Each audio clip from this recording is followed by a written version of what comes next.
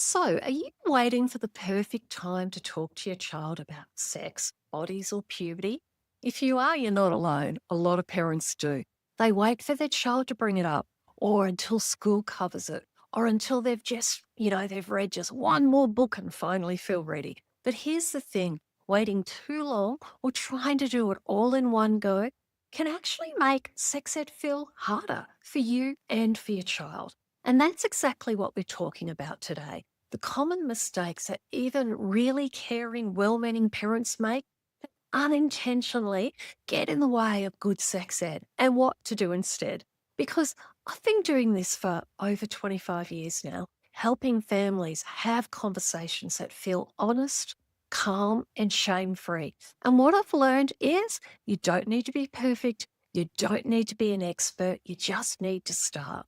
So, in this episode, I'm going to walk you through six of the most common oops moments that I see happening, plus one bonus mindset shift that changes everything. Because if you're not talking about this stuff yet, your child's still learning about it, just not always in the way that you'd want and not from you. So, stay with me till the end because I've got a 1 minute challenge that will help you shift out of perfection mode and move into action.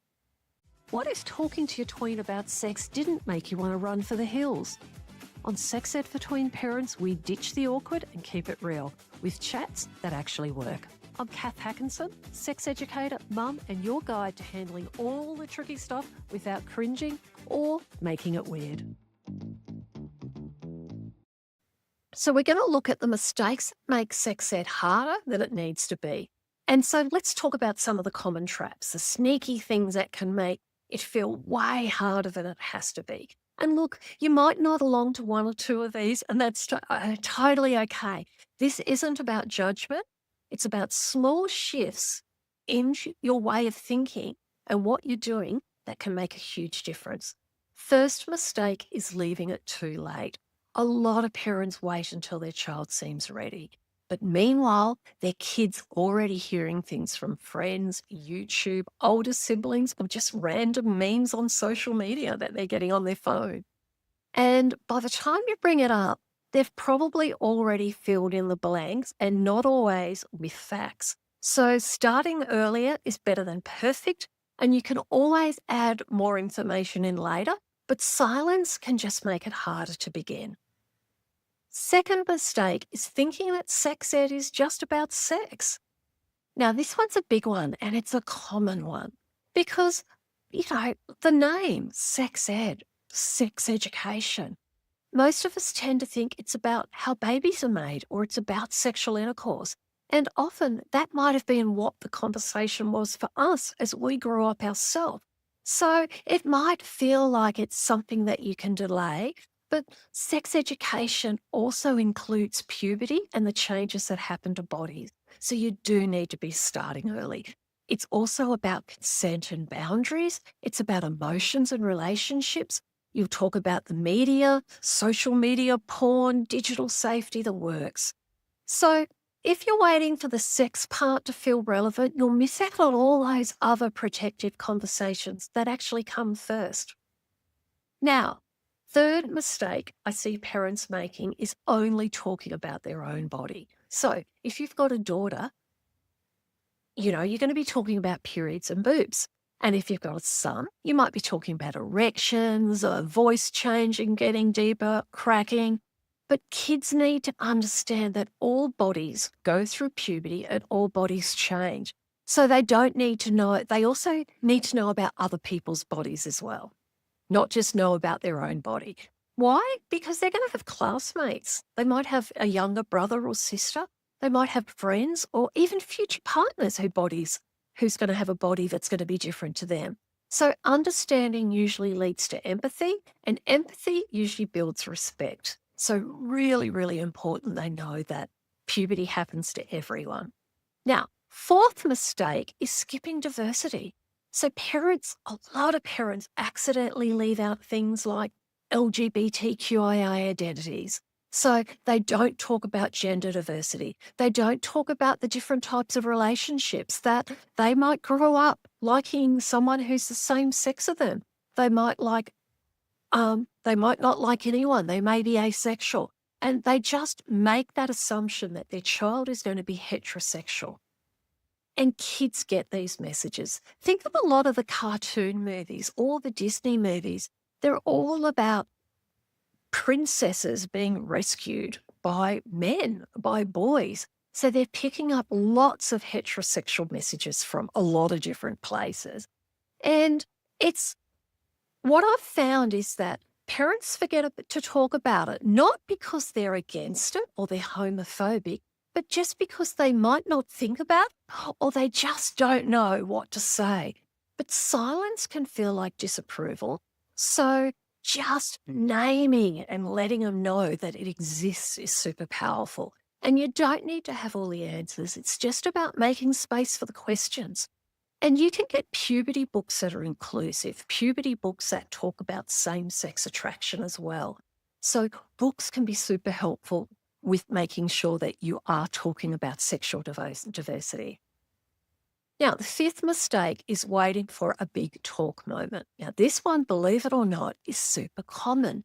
A lot of parents will wait for the right time, a weekend away, a quiet moment when the other kids are out of the house, and they want to have a planned talk. But honestly, the best sex ed happens in the small moments where you might be watching a show together and you mention something, or you're chatting in the car, or you're folding the laundry. And these tiny, everyday little conversations or comments, they're the ones that plant the seeds that stick. Now, sixth mistake is thinking that your child doesn't want to hear it from you. And I still hear this a lot. Like they roll their eyes, or they say they already know this, or they said they'd rather learn it from school and they're going to teach it at school anyway. But here's the truth, and the research backs this up, and it constantly backs it up, that kids want to hear about this stuff from you. They might cringe, they might act unimpressed, but deep down, they want to hear your voice in the mix. And if you're not bringing it up, they just assume that you're not a safe person to ask and to talk to about this. And that's the last thing that we want happening. Now, a bonus tip for you. You are already an expert. You've already been through puberty. You've navigated relationships and you've learnt through trial, error, and life experience. And you might not feel like a sex ed expert, but you're an expert in your child's eyes, and also in regards to sharing your values. And what matters most, the values are there. I've talked in an earlier episode about the secret sauce, which is I bring the facts, you wrap it in your morals and values and put the boundaries in place. And that's what sex ed is all about. So you just need to show up and start having these conversations. So if you recognised yourself in any of those, please, no guilt, no shame, no should-haves. You're not behind and you're doing your best and you're here, which means you care. But if you're still wondering how to start those conversations without it being awkward, that's why I've got a free guide for you. It's called 5 Cringe-Free Strategies to Naturally Start Sex Ed Conversations. And inside it, you'll find some gentle openers that don't feel forced, some real-life examples that you can use right away, and tips for keeping things aligned with your values and where your child's at as well. Because sex ed doesn't have to be big or scary. It can start with one small comment. And if you're ever stuck on what to say, remember there's lots and lots of resources in the sex ed shop to help you as well. So to grab that resource, all you need to do is go to cringe-free-strategies.com to get that guide, or you can find it down below this in the notes. Now, I promised you a 1-minute challenge. I want you to ask yourself, have I been waiting for the right moment to start this conversation? If that answer's yes, then today's the day to shift gears. There's no perfect moment, but there's hundreds of imperfect ones. Dinner time, walk to school, passing comment during the ad break if you're watching the telly. Choose one, say one thing, open one door, because that's how sex ed really works. So, thank you for joining me today on Sex Ed for Tween Parents. And if this episode helped you feel a little less stuck, I'd love it if you could leave a quick review. It helps other parents find this podcast and also reminds them that they're not alone. And please don't forget that guide because I created it to help you. Go to cringe-freestrategies.com and you'll find it. And good luck with your conversations this week.